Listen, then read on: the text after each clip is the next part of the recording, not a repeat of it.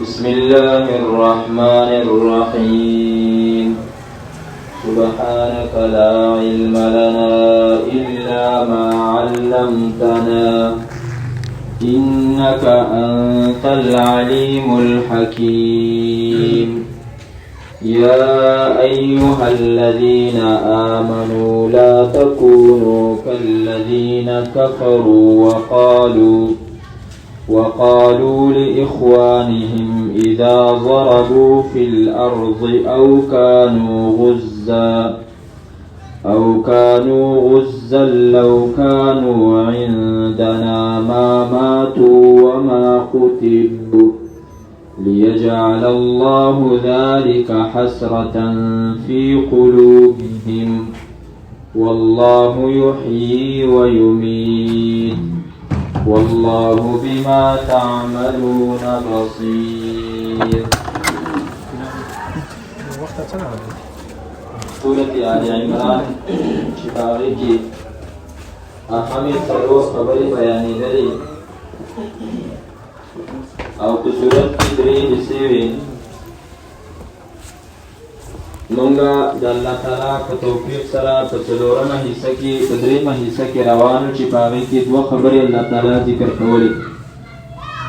یو په هغې کې د الله تعالی په لاره کې جهاد کول د الله تعالی د دین د سربلندۍ لپاره، او دویم د هغې لپاره مال لګول انفاق د الله په لاره. قرآن کریم هغه عظیم الشان کتاب دی چې د دې سره څه ناڅه تعلق د انسان د ایمان هغه شمع روښانه ساتي، او چې کله یو مسلمان د قرآن کریم نه کټ شي نو د هغه د ایمان چې کومه شمع ده د هغې رڼا کمیږي، او چې کله د ایمان رڼا کمه شي انسان له الله تعالی د اعمالو توفیق نه ورکوي. د دې وجې نه قرآن کریم کې چې څنګه حکمونه الله تعالی خپل پیغمبر ته د قرآن کریم د احکاماتو د رسولو او د هغې د تبلیغ کولو کړي دي، نو د هغې سره سره الله تعالی د قرآن کریم د تلاوت حکمونه هم ذکر کړي دي. او دغه وجه ده سورة عنکبوت د 21مې سپارې په اول سر کې الله تعالی فرمایي اتل ما اوحي الیک من الكتاب واقم الصلاة. دوه حکمونه ذکر کوي، یو د الله تعالی د قرآن کریم د تلاوت حکم او دویم د مانځه د پابندۍ. نو قرآن کریم سره تلاوت د دې تعلق او د دې تلاوت دا یو بنیادی مقصد دی. د الله پیغمبر ته د اتل ما اوحي چې کوم حکم شوی دی چې قرآن کریم تلاوت کوه، د دې نه هغه تلاوت نه دی مراد چې هغه خلکو ته د دې بیانول، ځکه چې د هغې حکم قرآن کریم کې بېشماره ځای راغلی دی. لکه سورة رعد کې الله تعالی فرمایي وَكَذَلِكَ أَرْسَلْنَاكَ فِي أُمَّةٍ قَدْ خَلَتْ مِنْ قَبْلِهَا أُمَمٌ لِتَتْلُوَ عَلَيْهِمُ الَّذِي أَوْحَيْنَا إِلَيْكَ. ته موږ په داسې امت کې راولېږي چې د هغې نه مخکې نور امتونه تیر شوي وو. مقصد دا و لتتلو علیهم چې ته دیو ته هغه کتاب بیان کړي چې د کوم کتاب وحي موږ تا ته کړی. او دغرنګې الله تعالی سورة النمل په آخره کې فرمایي وان اتلو القرآن. ما ته د دې حکم شوی دی چې زه د قرآن کریم تلاوت وکم، د دې لوستل وکم. نو د دې خبرو مقصد دا دی چې قرآن کریم د دې سره مونږه چې دا کم تعلق دی دا یوازې په عامو مجلسونو کې ونه ساتو. څنګه چې دلته مونږ دې ته ناست یو دا قرآن کریم اورو، پکار ده چې د دې سره زمونږ د تلاوت تعلق هم برقرار وي، او د دې د تلاوت او د دې د تعلق چې کومه فایده ده نو هغه انتهایی لویه ده. د انسان په زړه باندې زنګ راځي، او دا چې کله د قرآن کریم تلاوت کوي د ده د زړه دا زنګ الله تعالی ختموي. په هر حال دې آیات کریمه کې الله تعالی د منافقانو څه صفات ذکر کوي او مومنانو ته الله تعالی دا حکم کوي چې تاسو د دې نه ځان ساتئ. هغه د منافقانو چې کوم صفات وو هغه یو صفت دا و چې هغو د تقدیر په باره کې به داسې خبرې کولې چې د هغې د وجې نه به د هغو ایمان او د ایمان نشوالی ښکاره کېدو چې د دوی ایمان نشته دی او تقدیر د دې په باره کې د مؤمن په ایمان چې څه وشو قدر الله ما شاء وفعل قدر الله وما شاء فعل چې څه الله تعالی تقدیر لیکلی او د څه خوښه وه نو هغسې کېږي منافقانو چې کله په احد کې مسلمانانو ته ظاهري شکست میلاو شو نو ښکاره خبره وه په مدینه منوره کې چې کوم کسان اوسېدل نو په هغې کې ځینې منافقان وو د صحابه کرامو چې کوم د هغو خپلوان وو په هغو کې د هغو خپلوان شهیدان شوي وو نو د هغو په باره کې دی دا وویلي که چېرته دا زموږ سره په مدینه کې وې نو دی به نه وی مړه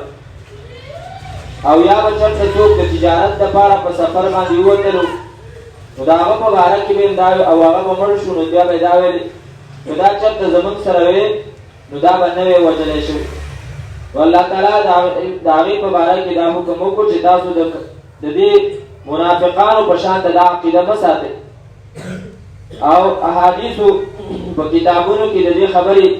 منع شوې ده چې دا لو تاسو مه ویوئ په عربۍ کې د لو معنا ده که چېرته داسې وی مسلم شریف کې راځي چې د دې لو نه تاسو ځان ساتئ فانها تفتح باب الشیطان دا د شیطان دروازه کولاوئ داسې ویوئ چې بس کوم څه وشو دا په تقدیر کې لیکلی شوي د دې نه بچ کېدل زموږ دپاره ممکن ونه د سره مخکې آیت نمبر 154 کې د منافقانو هغه خبره ذکر شوې وه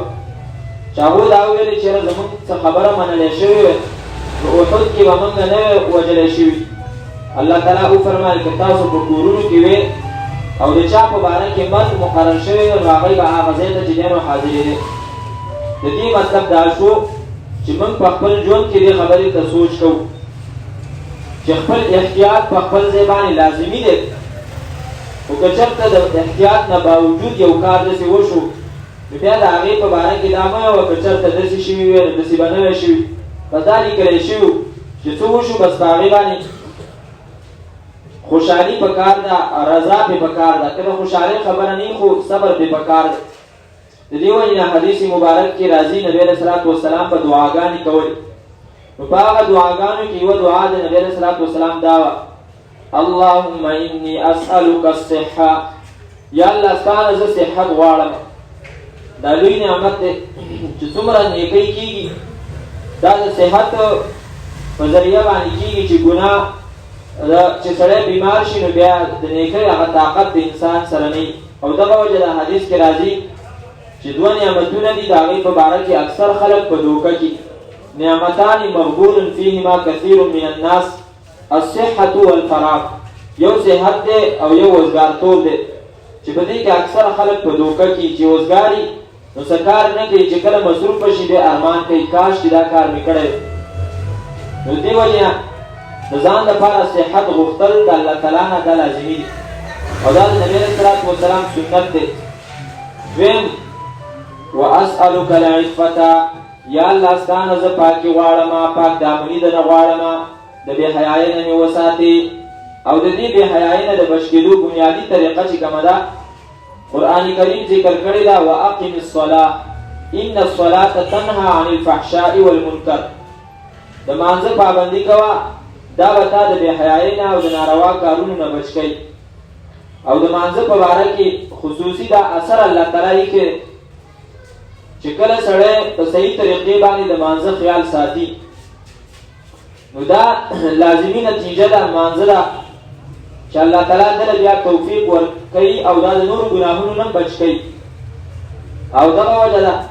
علما کرام ذکر کوي چې په مانځه کې کله درې صفات دي ابوالعالیه صاحب فرمایي یو اخلاص دی یو د الله نه یېره ده او یو د قرآن کریم صحیح تلاوت چې کله دا درې خبرې په مانځه کې نو د انسان د ناروا کارونو نه د بې حیایي کارونو نه نن سبا خو ډېر عام دي د موبایل په شکل کې د دې نه انسان بچ کېږي او دا لازمی خبره ده. نبی صلی الله علیه وسلم فرمایي وجعل قرة عینی فی الصلاة، زما د سترګو یخوالی د الله تعالی په مانځه کې ایښی. نو دغه د مانځه صحیح طریقه په صحیح طریقې باندې چې کله وکړی شي چې سړی پکې اخلاص پیدا کړي د چا د ښودنې دپاره نه، نو د هغې د وجې نه دا لمونځ دته حکم کوي چې نیک اعمال نور هم یو دا لمونځ دې په اخلاص سره وکړو د الله د رضا دپاره. نو مخکې موږ ویلو چې الله تعالی د یو انسان نیکي قبلوي، نو د هغې اثر او ښکاره علامه دا ده چې دله د بلې نیکۍ توفیق ورکړي. یوه نیکي انسان وکړي او دله الله تعالی د بلې نیکۍ توفیق ورکوي، نو مطلب دا دی چې دا زړه نیکي الله د ده نه چې دی نو قبوله کړې ده. دویم چې کله په مانځه کې د الله تعالی نه یېری، نو دغه انسان د ناروا کارونو نه بچ کېږي. او دریم چې په مانځه کې قرآن کریم صحیح ولوستلی شي، خو کاش چې قرآن کریم په معنا او مقصد باندې یو سړی پوهېږي، نو قرآن کریم ټول حکمونه دي او په هغې کې انسان د ناروا کارونو نه چې دی نو بچ کېږي. نو په هر حال دغه دوه حکمونه شو، یو د مانځه او یو چې کوم دی نو هغه د قرآن کریم د تلاوت. نو تقدیر باندې ایمان چې انسان مضبوطېږي، د هغې لپاره دا ده چې قرآن کریم سره تعلق برقراره شي او دغرانګې د مانځه په صحیح طریقې باندې په صحیح انداز باندې د هغې ادا کول وکړی شي. دې آیات کې الله تعالی فرمایي یا ایها الذین آمنو، اے ایمان والو لا تکونو مکیږئ تاسو کالذین په شان د دغه کسانو کفرو چې کفر یې کړی وقالو او ویلي وو لاخواني په باره د ورونو د دوی کې اذا ضربو کله چې به سفر کولو فی الارض په ځمکه کې او کانو یا به وو دی غزن غازیان د جهاد دپاره به تلي وو او هغوی به بیا وفات شو، نو دی به ویلي لو کانو عندنا که چېرته وی دی زمونږ سره ما ماتو دی به نه وی مړه وما قتلو او دی به نه وی وژلی شوي. دا به یې ولې ویلي؟ دا د دې لپاره چې مسلمانان په دې باندې خفه شي، ځکه چې یو سړی بار بار دا خبره کوي چې زما خبره پلانکي ونه منه او هغه هغه ځای ته لاړی ما منع کولو او هلته مړ شو، نو که دا کار یې نه وی کړی نو نه به وی مړ، نو په دې باندې د بل سړي حوصله هم خرابه شي او هغه هم وایي چېرې واقع. الله تعالی فرمایي د منافقانو د دې خبرې کولو مقصد دا دی چې مسلمانانو په زړونو کې افسوس پیدا کړي. لیجعل الله د دې لپاره چې وګرځوي الله تعالی ذلک دغه خبره حسرتا سبب د افسوس فی قلوبهم په زړونو د مؤمنانو کې. حالانکه الله تعالی فرمایي خبره دغسې نه ده، والله الله تعالی یحیي راژوندي کول کوي او یمیت او مړه کول کوي. دا خو د الله په لاس کې د ډېرې سختې نه پښتانه وایي مرګ نه راځي، دا د تقدیر فیصله ده، لیک دی چې کوم ځای کې د الله تعالی د طرف نه لیکلی شوی. او دې وجې نه حدیث کې راځي چې د یو انسان دپاره الله تعالی په یو ځمکه باندې مرګ لیکلی جعل له الیها حاجتا، نو د هغه هلته چې دی نو ضرورت پیدا کړي او د هغې د وجې نه هغه هلته لاړ شي او هلته وفات شي. والله یحیي ویمیت، والله الله تعالی بما په هغه څه باندې تعملونه چې کوئ بصیر لیدونکی دی. ولئن قتلتم فی سبیل الله او متم لمغفرة من الله ورحمة خیر مما یجمعون. دې آیت کې الله تعالی مسلمانانو له تسلي ورکوي چې په لاره د جهاد کې د کوم مرګ نه منافقان تاسو یېروئ، دغه مرګ ته خو وګوره که نه دا څومره لوی مرګ دی، نو که وشي دغه مرګ نو دا تا تاوان نه دی کړی، تا د هغه آخرت زندګي هغه ښایسته شوه. ولئن قتلتم او که چېرته ووژلی شئ تاسو فی سبیل الله په لاره د الله تعالی کې او متم یا مړه شئ تاسو لمغفرة نو خامخا بخښنه من الله د طرفه د الله تعالی نه ورحمة او مهرباني خیر ډېره غوره ده مما د هغه څه نه یجمعون چې دا خلک یې راجمع کوي. ولئن متم او که چېرته مړه شئ تاسو او قتلتم یا ووژلی شئ تاسو الی الله نو خامخا په طرف د الله تعالی باندې تحشرون ورجمع وکړی شئ تاسو. نو د الله تعالی په لاره کې مرګ که هغه په خپله باندې راشي او که هغه د دشمن د لاس نه وي، په دې ټولو کې د مسلمان دپاره فایده ده. او دې آیت کې علماو د عبادت 3 قسمونه ذکر کړي. یو دا چې یو سړی عبادت کوي د دې د وجې نه چې یاره زما نه الله تعالی راضي شي او زما بښنه وکړی شي، د جهنم نه یېرېږي. او دویم یو سړی چې عبادت کوي نو هغه په دې وجه باندې کوي چې ما ته جنت حاصل شي. د جنت د نعمتونو سره مې شوق دی چې هغه دا مې تمنا ده چې هغه راته حاصل شي. او دریم دا چې یو کس د الله تعالی نه یېرېږي یا د الله تعالی محبت د هغه په زړه کښي، نو د محبت د وجې نه هغه د الله تعالی چې دی نو عبادت کوي په صحیح طریقې باندې. دا درې واړه عبادتونه دا صحیح دي. خو البته ځینې علما ذکر کوي چې بهترین عبادت هغه د آزادو خلکو عبادت، او هغه د هغه خلکو عبادت دی چې کوم د الله تعالی د رضا دپاره او د الله تعالی د محبت د وجې نه عبادت. دې درې واړو ته اشاره ده. یو ته وایي عبادت د آزادو وایي، او یو ته ویل کېږي عبادت د غلامانو، او یو ته ویل کېږي عبادت د تاجرانو. سوداګر چې د هغه د عبادت د وجې نه تمه دا ده چې ما ته به جنت میلاو شي، دا عبادت دا د تاجر سړي عبادت دی. او دویم هغه د آزادو خلکو دی. حضرت عایشې رضی الله تعالی عنها نبي علیه السلام ته وفرمایل، عرض یې وکړو د الله پیغمبره ته دومره عبادت کې چې ستا شپې وپړسېږي، حالانکه الله تعالی خو ته بښلی. نبي علیه السلام وفرمایل افلا اکون عبدا شکورا، آیا زه په دې سره شکرګزار بنده جوړ نه شم؟ دې ته ویل کېږي د آزادو عبادت. خو به هر حال دا ټولې مرتبې د عبادت چې دی نو دا اعلی دي او دا الله تعالی ته خوښې دي. مرتبې به پکې خو دا ټولې چې دی نو الله تعالی ته خوښې دي او په دې باندې انسان ته جنت میلاوي. یو بله مرتبه ده چې هغه عبادت کول د آخرت دپاره، خو په هغې کې غرض د دنیا وي، دا خطرناک. او دې ته ویل کېږي د ریاکارۍ عبادت، او دا الله تعالی د انسان نه چې دی نو نه قبلوي، بلکې قیامت په ورځ باندې داسې کس ته به الله تعالی وفرمایي چې انا اغنى شرکاء عن الشریک، تا زما سره حصهدار جوړ کړی او عام دنیا کې یو پارټنر د بل پارټنر د دومره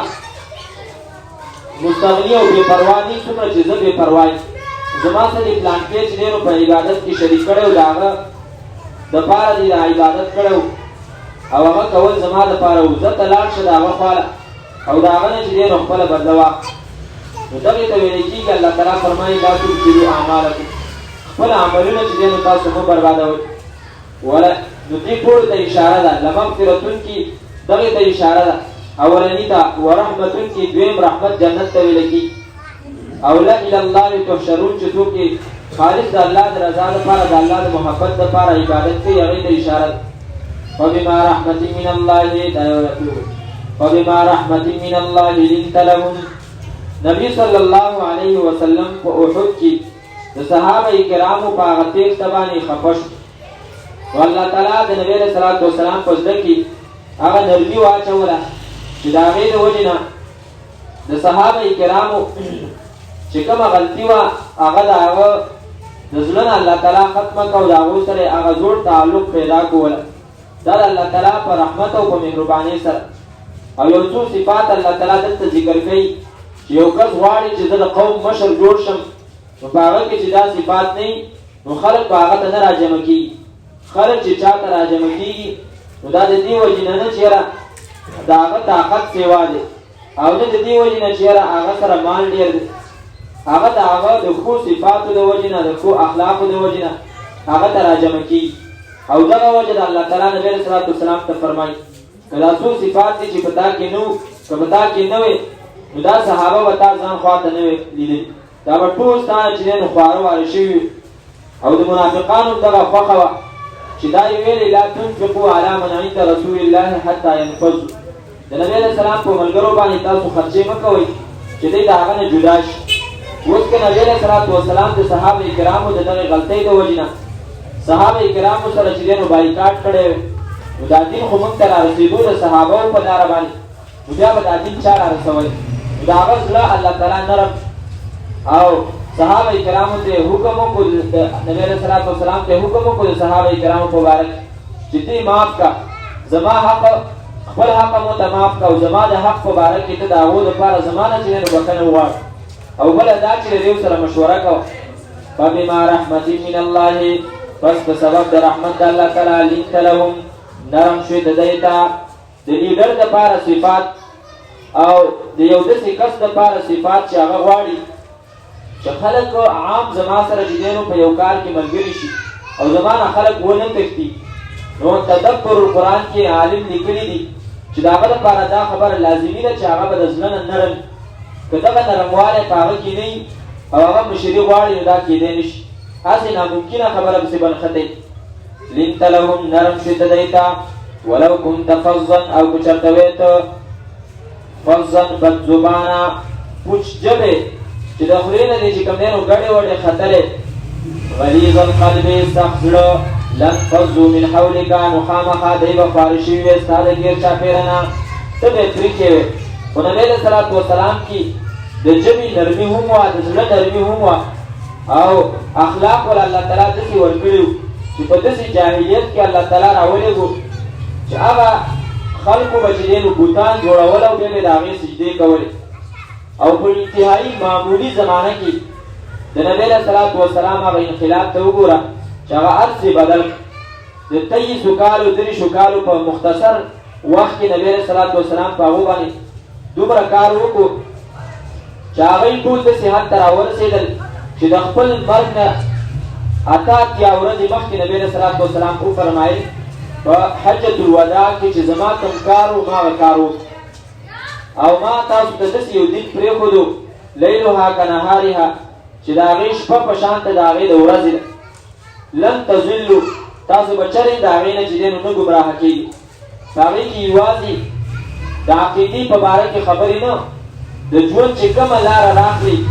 د نبي علیه صلات وسلام درس او سبق هغه موږ ته په هغې کې چې دی نو موجود دی داسې یو عجیبه انسان حضرت انس فرمایي ما یې 10 کاله خدمت وکړو خو ما چېرته د هغه نه کنځله نه ده اورېدلې چېرته مې د هغه نه داسې خبره نه ده اورېدلې چې ما ته غوسه شوې یا یې ما ته دا ویلي چې دا کار ولې داسې وکړو نرم انسان او د اخلاقو نه چې کوم دی نو هغه دومره حده پورې چې هغه به د خپلو شاګردانو څنګه تربیت کوو په داسې انداز باندې چې هغه شاګرد د هغه نه مایوسه نه شي او د هغه نه ونه تښتي عربي راغلی بانډچی په جومات کې میتیازې کوي صحابه کرام هغه رټي خو نبي علیه السلام هغوی ته فرمایي پرېږدئ او بیا هغه چې دی نو پویه کړي مخې ته صحابي مونځ کوي او د هغه مانځه نه وروستو نبي علیه صلات وسلام هغه راغواړي او هغه کښېنوي هغه ته ووایي چې ګوره دا مونځ به په داسې داسې انداز باندې صحابي راځي نبي علیه السلام په مانځه کې دی سلام ورته کوي نبي علیه صلات وسلام هغه پویه کوي چې ګوره دا مونځ دا ذکر دی دا د الله تعالی دپاره چې دی نو حمد و ثنا ده په دې کې د خلکو خبرې دا مناسبې نه دي یو بل ته کنځلې کوي نبي علیه صلات وسلام په څومره ښایسته انداز باندې هغه پویه کوي د دې وجې نه د دې آیت نه معلومېږي چې د دعوت په کار کې چې دی نو د ښو اخلاقو نه کار اخیستل دا ډېر چې دی نو لازمي دي خو د دې دا مطلب هم نه دی چې کله د خولې نه سختې خبرې مه راوباسي چې کوم ځای کې موقع نو هغه ځای کې بیا ته د وخت مناسب سخته خبره کولی شي نبي علیه صلات وسلام یهودو ته ولاړ دی او هغو ته مخامخ خبره کوي یا اخوان القردة والخنازیر ای د شادوګانو ورونو ای د خنزیرانو ورونو نو دا یې ورته ولې ویلې هغه موقع د دې خبرو وه او دغه رنګې که یو طرف ته نبي علیه صلات وسلام فرمایي انا ضحوکو زه ډېر خندېدونکی یم خو بل طرف ته سخته خبره هم کوي فرمایي انا ضحوک القتال زه چې دی نو ډېر جنګېدونکی یم او دا یې فرمایلي یا معشر قریش لقد جئتکم بالذبح ای د قریشو خلکو ستاسو د حلالولو دپاره الله تعالی زه چې دی نو رالیږلی دا یې فرمایلي دي لقد بعثت معلما زه الله تعالی استاز جوړ کړی یم خلکو ته به ښودنه کوم خو دا یې ویلي دي لقد بعثت بکسر المزامیر د ډنګ ټکور د شیانو ماتولو دپاره الله تعالی زه رالیږلی دا ټول د نبي علیه صلات وسلام هغه د جلال خوی او د جمال خوی دا دواړه چې کوم دی نو راجمع دي نو دې وجې نه یوه خبره چې سړی کوي زموږ استاد محترم به فرمایل چې خبره ښه ده نو هغه خبره د خپلې غلطې لهجې د وجې نه چې دی نو مه خرابوه لهجه نرمه او مسله ګرمه مسله د قرآن او د سنت کوه لهجه ورته چې دی نو صحیح برابره استعمال بهرحال دې آیات کې چې سړی سوچ وکړي ډېرې نکتې پکې شته دي فبما رحمة من الله بس په سبب د رحمت د الله تعالی لنت لهم پیغمبره نرم شي ته دی لپاره ولو كنت فظا او که چېرته وې ته بدزبانه غلیظ القلب سخت زړه والا لانفضوا من حولک نو خامخا دی به خواره شوي وي ستا د ګیر چاپېره نه فاعفو عنهم نو معافي وکړه ته دی ته ګوره دا د صحابه کرامو شان دی. اوس هم چې څوک نه معاف کوي نو دا دې په خپل ایمان باندې ویریږي، وایي صحابه کرامو دا کار کړی دا کار یې کړی، د دې ټولو کارونو الله تعالی ته پته وه او بیا دوه درې پېرې قسم خوړلی دی چې ما معاف کړي. او نبي علیه صلات وسلام ته هم فرمایي چې هسې نه ستا په زړه کې دې ورته چې دی مخکې حضرت هغه حبشي چې کوم دی نو وحشي څومره سخت جرم کړی و چې حضرت حمزه شهید کړی، خو بیا هم نبي علیه صلات وسلام هغه معاف کړی. فاعف عنهم نو معافي وکړه د دوی ته په خپل حق کې، واستغفر لهم او بخښنه وغواړه د دوی لپاره د الله تعالی په حق کې، وشاورهم فی الامر او مشوره واخله د دوی نه په کار کې. ګوره نبي علیه السلام باندې وحي راځي او د هغه د وحي په ذریعه باندې هغه ته الله تعالی کارونه ورښایي، خو د مشورې د اهمیت زمونږ ته ښودلو دپاره الله تعالی دا فرمایي چې د دیو سره چې دی نو مشوره وکړه او د دیو نه مشوره اخله. یو استاد چې کله د یو شاګرد نه مشوره اخلي نو هغه شاګرد په خپل ذهن کې یا که هغه د دکان استازي که هغه اصلي مشري یا په کور کې خاوند د زنانه نه چې دی نو مشوره اخلي، د دې فایده دا وي چې د هغه چا نه چې مشوره اخیستی کېږي هغه په ځان اعتماد پیدا شي، خپله مرتبه هغه ته معلومه شي چې زه د دې استاد او د دې مشر په نظر کې ګوره زما دومره حیثیت شته دی چې دا زما نه چې دی نو مشوره اخلي او هغه آینده کې بیا مثبت سوچ کوي، هغه چې دی نو نافرماني نه کوي. نو د دې وجې نه مشرانو له په دې کې پکار دي چې د کشرانو نه مشوره هغه اخلي. اوس د دې څه مطلب دی چې نبي علیه صلات وسلام د صحابه کرامو نه ورته حکم شوی دی چې مشوره دې اخلي. آیا صرف د دې لپاره چې صرف مشوره دې اخله چې د دې زړونه خوشحاله شي نور خبره ولا نه مه منه، ځکه چې تا ته خو هسې الله تعالی حکم کوي. نو علما کرام فرمایي چې دا مقصد نه دی. ځینې کارونه داسې وي چې په هغې کې به الله تعالی صفا واضحه حکم نه رالیږو، نو په هغې کې نبي علیه السلام ته حکم و چې صحابه کرامو نه مشوره واخلي. لکه د بدر په قیدیانو کې نبي علیه السلام مشوره نه واخیستې، د مختلفو صحابه کرامو احد واقعه موږ تفصیلي ویلې ده. نبي علیه السلام صحابه کرامو ته ونه ویل چې په کومه طریقه باندې موږ د کافرو مقابله وکړو. نوجوانانو صحابه کرامو دا فیصله وه چې بهر ته وځي. دغه رنګې د غزوې خندق په موقع کې دا خو هغه غټې غټې خبرې دي. نور د وړو وړو خبرو په باره کې د حضرت عایشې رضی الله عنها په باره کې چې کوم تهمت لګېدلی و په هغې کې هم د خپلو صحابه کرامو نه مشوره اخیستې وه. نو په دې کې صرف دا نه و چې ته دې مشوره اخله او تا ته خو زه هسې خبرې در ښکاره کومه به یې وله منمه، که داسې خبره وې نو بیا خو به صحابه کرام ډېر زیات نور هم خفه شوي وي چې یاره موږ هسې مشوره ورکوو څه فایده ده، زموږ مشوره باندې هسې عمل نه کېږي. نو بیا وله مشوره څه له ورکوو، هسې به هم هغه ته الله تعالی چې دی نو حکم رالیږي. نو د آیت مقصد دا دی چې ځینو خبرو کې به الله تعالی واضحا حکم لا نه و رالیږلی، نو هغې کې به نبي علیه صلات وسلام اجتهاد کوو او د هغو نه به مشوره معلوموله. وشاورهم فی الامر، مشورې په باره کې تبلیغي ملګرو ته خاصې پته ده چې د دې اهمیت څومره دی. خو علما کرام ذکر کوي چې مشوره به د چا سره کوي، مشوره به د هر لین چې کوم ماهره کس دی د هغه سره دی او د دې دومره اهمیت دی. علما کرام ذکر کوي اقرن برأیک رأی غیرک واستشر فإن الامر لا یخفى علی اثنین. د خپل رای سره د بل کس رای یو ځای کا، ځکه یو کار په دوه کسانو باندې نه پټېږي. بله خبره دا ده که چېرته د یو کور مشر هغه په خپله باندې چې دی نو یو کار وکړي او مشوره وانلي نو د نورو په ده باندې بیا د اعتراض حق جوړېږي او هغه وایي چې وګوره زموږ سره په دې کې خبره نه کوي، بس خپله خوښه کوي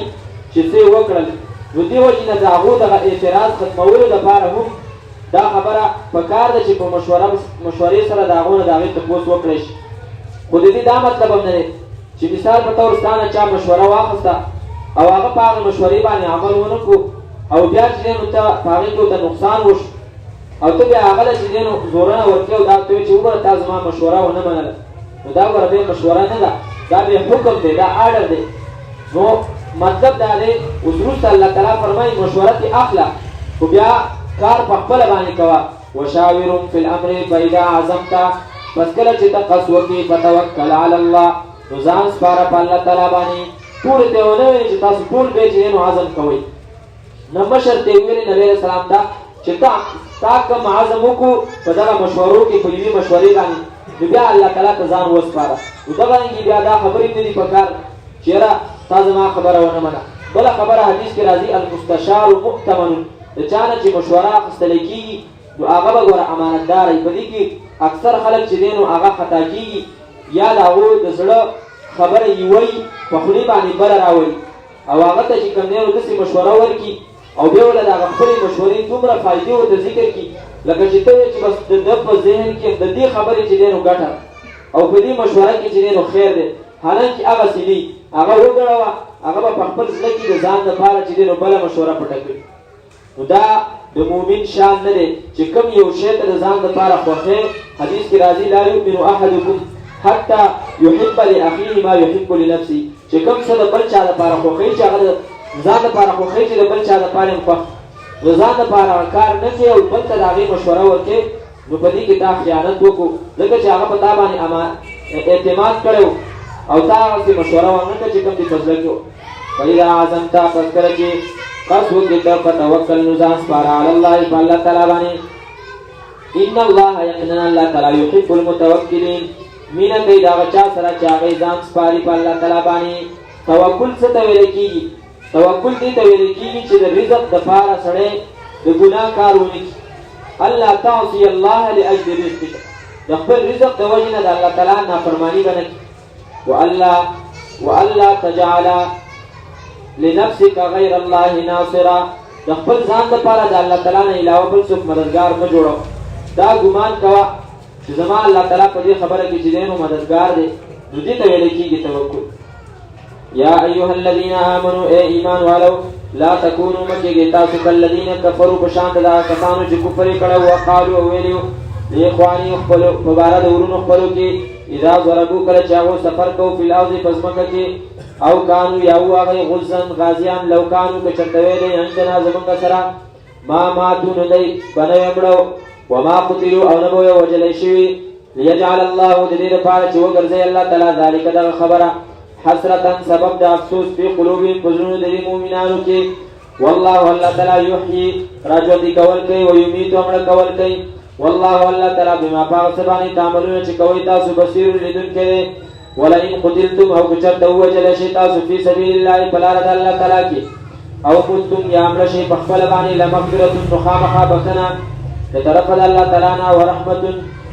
او مهرباني خیر ډېره غوره ده مما د هغه څه نه یجمعون چې دا خلک یې راجمع کوي.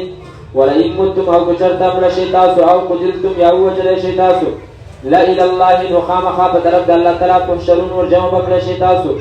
فبما رحمة من الله بس په سبب د رحمت د الله تعالی لنت لهم پیغمبره نرم شو ته دوی ته ولو كنت او که چېرته وی ته فظا بد زبانه حجبې غلیظ القلب سخت زړه والا لانفضوا نو خامخا دوی به خوارې شوي وي من حولک ستا د ګیر چاپېره نه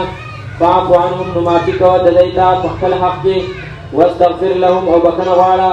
د دوی دپاره د الله تعالی نه په حق د الله تعالی کې وشاورهم او مشوره اخله د دوی نه فی الامر په کار کې. فاذا عزمته کله چې پس کله چې قصد وکړې ته د یو کار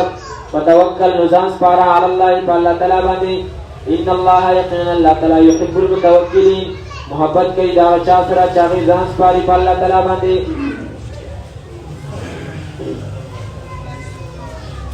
الحمد لله رب العالمين والعاقبة للمتقين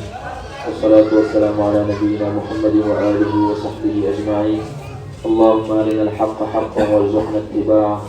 وأرنا الباطل باطلا وارزقنا اجتنابه.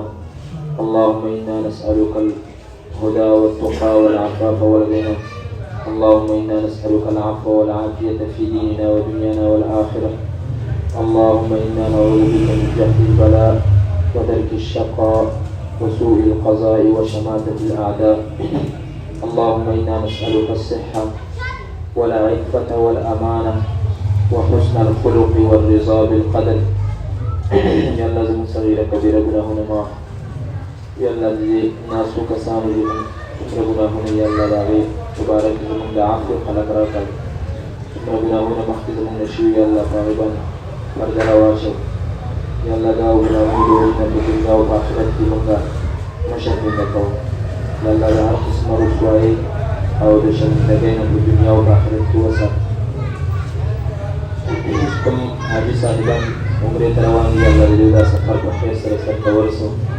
او کوم تللي دي یا الله هغه په خیر سره واپس راولي. د دوی په زړونو کې زمونږ په باره کې د ټول امت په باره کې هغه دعاګانې ور واچوه چې په هغې کې د ټول امت خیر او دغه دعاګانې زمونږ په حق کې الله بیا قبولې زمونږ په کورونو کې څومره کسان بیماران دي الله د هغو ټول مغفرت نصیب